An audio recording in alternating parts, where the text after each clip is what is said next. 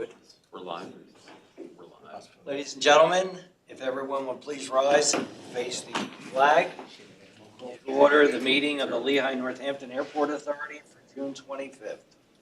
I pledge allegiance to the flag of the United States of America, to the republic for which it stands, one nation, under God, indivisible, with liberty and justice for all. So, Beth, if you'll be so kind as to call the roll.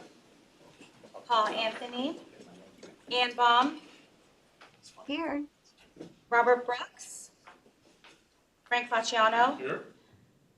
Dawn Gottschall, Present. Ricky Gower, Here. Justin Grimshaw, Here. John Hayes, Here. Ron Heckman, Larry Hemberger, James Irwin, Glenn Reedman, Present. Mike Stershik, Here. Jonathan Strauss, Here. Chris Worley. Here. We have a quorum. So, Beth, do we have any public comment? We do not, sir. Okay, and next item on the agenda is the approval of the minutes for May 28th. Do I have a motion to approve the minutes for May 28th? Mike, second by Frank. Any comments? Seeing none, all those in favor? Aye. Opposed? Minutes are approved. Reports of the committee will go to the Secretary Treasurer. Frank? Thank you very much, and I'm going to go to Todd for the presentation. Glad to get a seat here. I know he enjoys this stuff. I sit in a box seat. So. There you go. Good afternoon. We'll do a condensed version. We went over this pretty much in detail yesterday. Start out with our traffic. Pretty good news on the traffic front. We had our best May since 2004, which brings our year-to-date traffic up to the best since 2004. If you go back last 8-9 years, this is clearly our best year-to-date numbers in a very long time. So we are comparing us to all airports. Again, this does not include the bus, so we're right neck and neck as far as seats compared to all U.S. airports. We obviously use the seats that we get a lot better than most. We are almost 3 times what we get as far as throughput versus seats, and you can see where all other airports are slightly above throughput versus their seats. Comparing us to our peers, you see this number is actually trending higher where we're trending up, but you can see our numbers, throughput, higher than the peer average, seats still below, but again, some of these numbers don't include bus. A few of them do because they do have bus service, but our numbers are obviously a big part of our numbers which aren't in here. Month of May, we did add the CARES in there just to kind of make it easier to follow. You see we had a budgeted net income loss that we had budgeted of $163,000. We are doing quite well. We are $314,000 net and pretty much a lot better than we were last year. Not quite double, but pretty good compared to last May. Overall, where we are with our CARES, you can see not quite as good as we were year-to-date last year, but still well ahead of where we were as far as budget. Here's breaking it down personnel and non-personnel, and a lot of this is related to our benefits, which is our conservativeness in our budget. But you can see we're down 8 versus budget, but still up 12 on personnel costs. Non-personnel up 6 versus last year, 14% versus budget. Some of that is timing. So obviously, as we get closer to the end of the year, I expect that number to come down some, particularly on the non-personnel numbers. This number is one John brought up. We didn't have it in yesterday's slide, but this is kind of comparing those costs per day. And you can kind of see those numbers are going pretty high. We're at 70, almost 74. If you look at where we are at actuals, we're probably somewhere between the 62 and the 74. We're probably somewhere in the middle between those numbers year to date so far. Cash flow, just kind of breaking down our new reserve number, all in is 180. If you break down the components, they're at the bottom there, really breaking down our regular reserve, and then we've had additional reserves that we added over the years, but now we're at a whole total of 180, which gives us some breathing room, 6 months of breathing room in case something happens. And our peer average, still based on 2022, is 208, and you can see we're at 340, 341 as of May, and that number stays in the 300s for the foreseeable future. Any questions? Did this quick. We had a good month. Try to keep it short and sweet when you have a good month. Beat yesterday's record, 5 minutes, so we're in good shape. Are there any questions?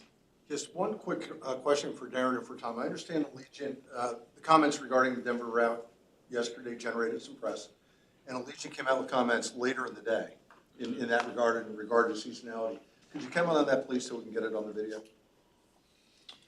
Darren, you want to talk about that? As far as what they, What Allegiant said later in the I afternoon? think they kind of verified what we were saying, basically. They are expecting, at this point, that we could see it back in the spring. They're not going to release that until their schedule comes out. Obviously, they don't release scheduled data earlier than they have to, basically, what they said. But I think they also talked to, the suspension was for the same reason that we discussed, and that, they do expect to see it again. And we've had seasonal routes with Allegiant before. This isn't anything new. It's definitely nothing. Okay, thank you. Yes, thank you.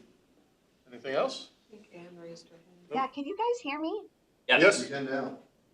Oh, great. Todd, how does our cost per day compare to other similar sized airports? And also, are they increasing at a similar rate that we are? Our cost per day, and I'll go back here, our cost per day, that's a great question. We do get the CATS report data, and that comes out probably around, we should have it around September, October, and we'll be able to compare where we are for 2023. But for us, a lot of our costs are going up because we are bigger, a lot of, as far as personnel, than a lot of airports our size, because we have a lot of stuff that we do internally that other airports are outsourcing, like, for example, our parking and our FBO are our own folks, and a lot of other airports don't have them, so it's kind of hard to do an apples to apples. But I think a lot of that is just based on what's going on overall in inflation. You can see kind of picking up where we were in 2019. And again, that blue number is the budgeted number, and I did mention that it's about half of that now for actual year to date. So we're in the 60, call it 67-ish number for our number. So obviously, we have to be cautious of that number. That's one of the reasons John brought it up, because it's being able to pass those costs on, getting that money back from our revenue sources. So obviously, we're getting some pushback when we start increasing our costs. We did do that in the last couple of years. I know we got some serious pushback the last few years, last year more so than others, about increasing our costs. So again, I think it's just keeping pace with what's going on in our particular area, particularly on the labor costs and a lot of the supply chain issues. But I don't think that they're unusual, but I will get you some more data on that. You say once after, the report- so September, we'll know Well, no, the 2023. 2023. Because everybody has to report their information That's when we get our by peers data.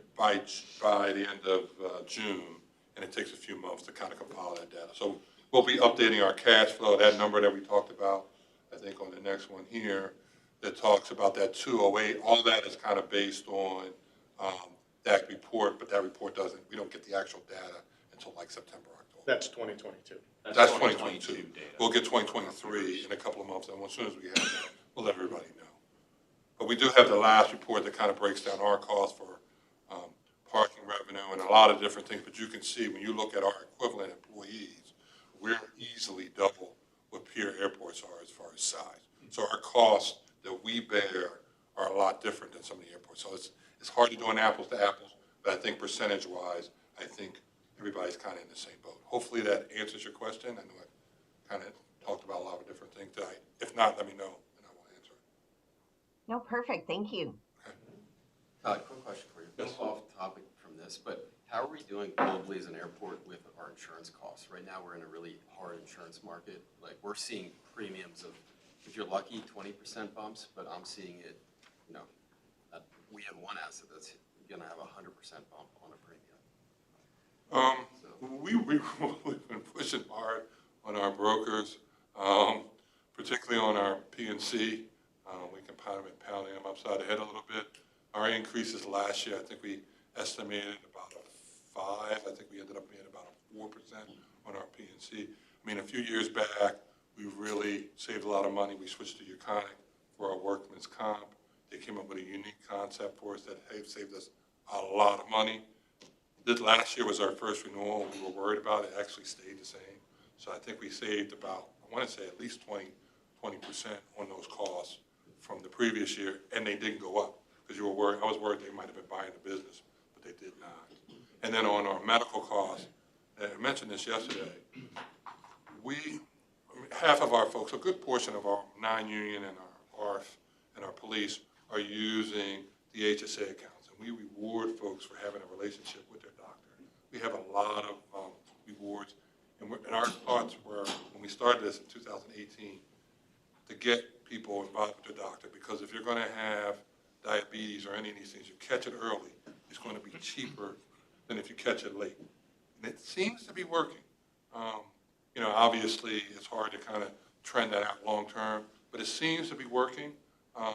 Obviously, everybody's worried about our medical costs, but I think there's two ways you can do it. You can make your employees pay more, because that's what everybody wants to do. They say, hey, we're going to cut back, we're not going to pay you as much, and the employees pay more. Or we've taken a more of a holistic approach, like get a relationship with your doctor. We're self-funded, so we'll see that immediately in our claims. Hopefully that'll save us money long term, and we're starting to see that. Obviously, we're still worried about the prescription costs. That's one that everybody's worried about. But overall, I think our renewal was actually pretty low on that. We're managing our real estate.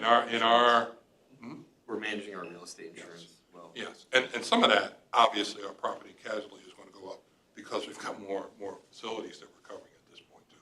Do we have to take any additional risk, increase premiums, increase deductibles or anything, or? On the medical? P&C. No, we did not. But again, that number is bigger because we're Oh, yeah. obviously No, I dealing with understand. more coverage than we had before. But that's a great question. Again, we look at these things, I think we talked about looking at our operating account, our payroll account. We're trying to save money because obviously we know that in 2026, there'll be no more cares. And we're talking about garage, which will impair our income someday. So we are looking ahead. I mean, I'm not thinking about where we are now. I'm thinking about 2-3 years down the road. We just see the insurance industry right now. It's never, at least Yeah, from what we can see, 30 years back, it has never been like this. And again, you have to holler and scream, Yeah. get competition out there, that's what you do. But ultimately, it comes down to your claims. Yeah. You have some leverage. We try to do our best to do that. Obviously, our biggest cost is on the medical side, but the P&C is a big one as well. Did I answer your question? Yeah. Any other questions? Anything else there? All right. Let's get a motion to accept the So moved. financial statements. That's John, second. Justin, any other discussion? All in favor? Aye. Aye. Any opposed? Oh, thank you. Okay, we'll go to Dawn for the Business Committee, the approval of the fire protection services. Okay, so we're looking for Steve Connors to tell us about the fire. Oh, wait, you're not Steve. This is our, we'd like to select Keystone Fire Protection Services to provide our inspection, testing, and servicing and repair of all of our fire and sprinkler systems here at ABE. We're looking to engage them in a 4-year contract starting September 1 through August 31 in 2028. They'll usually hear 2, 3, 4 weeks in the fall to complete all this testing. They perform all the testing in accordance with current NFPA standards. So this is a life safety inspection we're required to do on an annual basis. We did receive 2 proposals. I kind of outlined them here. Keystone is a successful low bidder, most qualified low bidder. They are our current service provider here for the last 4 years. But this 4-year contract total, it will be $175,890. You can see how it's broken out within the 4-year period. And significantly lower than Eastern Time of Allentown, PA. We've seen this in the past. We've had several wildly different bidders 4 years ago when we did this process also. So looking to approve the proposal by Keystone Fire Protection to perform fire protection systems inspections and testing ABE for a 4-year term beginning this September. Keystone Fire Protection was the previous, There are current, yeah. so it's a 70% increase for the next 4 years. It's, So it's still half of, okay. yeah, and it's, you know, Todd alluded to it, his purchasing department kind of vetted this, and it's the inflationary, the labor, all that stuff that's kind of post-COVID. Do you have any clue why? I mean, that's a substantial difference. Well, you have to Like remember, we've also included all the new infrastructure, so. Not with the raise from Keystone. Oh, Between the two bidders, like, that's a substantial difference. yeah, and I can't answer that question. Like I said, in the previous year's proposals, we've had that wildly. I don't know if it's experience with the facility, like Keystone's been here, they know what they're dealing with. Yeah. Yeah, we've seen that before with this proposal. Interesting. And just an example, I think I talked about this yesterday, there's 162 manual pull stations they have to inspect. All the circuitry for all these strobes, it's, you know, it's getting into every building, and it's a lot of. So there's significantly more to do than there was. It's a lot of 4 years touch ago. points. I mean, all of the terminal connector stuff is all night work, and you know how high that ceiling is, so it's lifts and. The raise from 4 years ago isn't a concern. That's normal, Gotcha. right? To me, that's normal, right? Like, it's no secret, everything's more expensive, right? Like, I didn't think I was gonna enlighten any of you by telling you that, but, but like, the difference between 175 and 338, like, I can't answer. that's what is like wild to me. We've had that on the construction side, but that seemed to be driven by who needed work, who needed to build their pipeline more. It does, In yeah, other who is parties, working, I've who seen- doesn't. I don't know whether that applies here as well, or just, I don't know, I had the same thought in my mind. Yeah, I thought about this yesterday for some reason. Yeah, I was we're- thinking about this.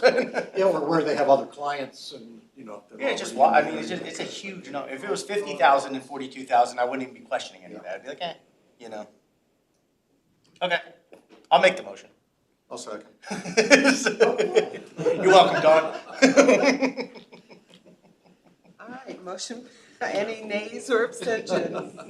All right, motion passes. Thank you. Okay, Steve, if you'll go back up. Thank you very much. You got it, I got you. Lehigh Northampton Airport Authority rules and regulations.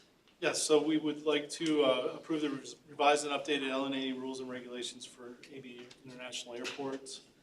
Once again, these rules and regs are our laws here on property, so they govern a wide variety of activities. They have been kind of crosswalked with our minimum standards, so they, you know, the minimum standards and the rules and regulations complement each other. They're not contradictory.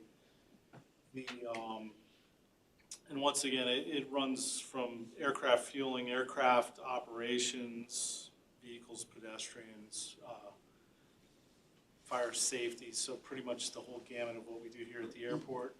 Originally adopted in '96, we last updated these in 2009. And kind of the revision developed by authority staff in conjunction with our aviation council. So we kind of started it here. The example yesterday is, you know, we've kind of improved areas where people have said, show me it in writing. So we've kind of, you know, embellished areas where we used to say you can't run airplanes on the ramp, can't do maintenance runs on the ramp, but we define what we mean by that, just so everyone's clear. Looking to approve the revised rules and regulations for Lehigh Valley International Airport, and August 1 would be the implementation date for tenants, stakeholders, employees, everybody here at AV. Any questions for Steve? Seeing none, I'll take a motion for approval. Mike, second by Frank.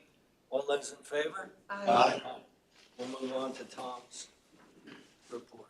Okay, thank you, Mr. Chair. Again, Todd reported good traffic numbers for the month of May, but looking at June to see sort of how we're trending for this month, nationally, checkpoint throughput is up right around 6% over last June across the country. Here at AVE, we're up about 15% on that throughput, so continuing to see that growth. Scheduled seats for June were up about 26%, so all good information. As we look into July, we're looking at about a 20% increase in our seats for July, and domestically, it's up about 6% for July. So again, continuing to see that trend above the national average. When we look at sort of our event follow-up from our last meeting, which was all the way back in May 28th, on May 30th, Newsweek Reader's Choice Awards recognized ABE among the best small airports in the country. So came in second out of 15 airports. We're really excited about that because that was all done by Newsweek, so we appreciate that. And certainly anybody that voted for us, we thank you for that. June 11th, we sponsored and attended the State of Northampton County address over in Easton. On June 13th, we hosted Northampton area school districts administrators here and their administration group for a tour of ABE, so we had them here as part of our outreach program. June 15th, we hosted the Wings for All event, back after a 5-year hiatus in partnership with the ARC and Delta Airlines. So we had 32 families here, so it was a really great event. On June 18th, we held a Fear of Flying seminar, and 12 attendees. That was sold out, so looking to have another one in October. We'll let you know when that date is set. On June 20th, we presented at the Greater Lehigh Valley Chamber of Commerce Transportation Forum. Good event, Frank, over at Mack Truck, as usual. Good job. Thank you.